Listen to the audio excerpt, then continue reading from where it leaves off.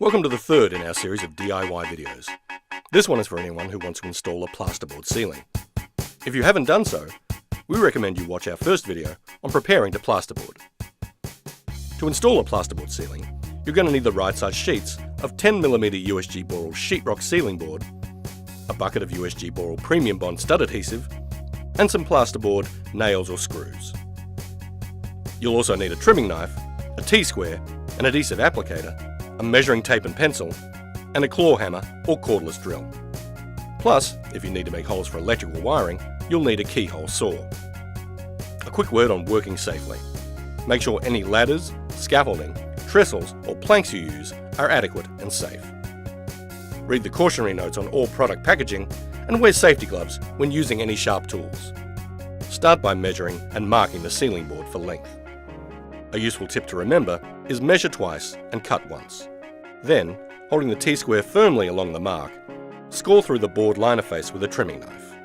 To complete the cut, lift the ceiling board and fold the offcut away from the scored face. Then run the trimming knife through the back liner paper at the fold. To install your ceiling board, first mark the location of your ceiling joists on the wall.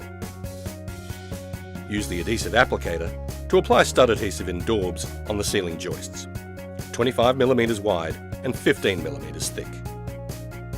Make sure they're 200mm away from the sheet edges and 200mm from screw points. Ensuring that the recessed edge side of the sheet is facing out, install the ceiling board at right angles to the joists and screw along the edges first.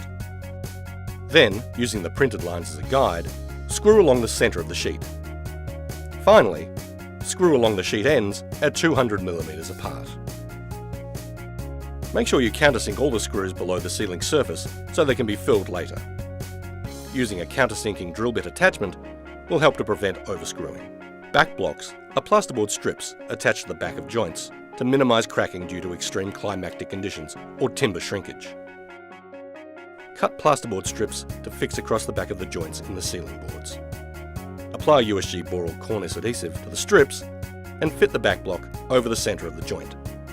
Temporarily fasten the back block in place with 40mm plasterboard laminating screws.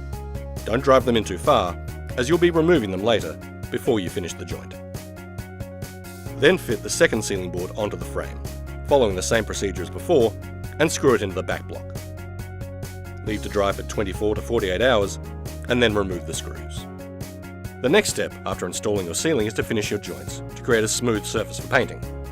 Watch our fourth video, Jointing and Finishing Plasterboard, to see how to complete the job.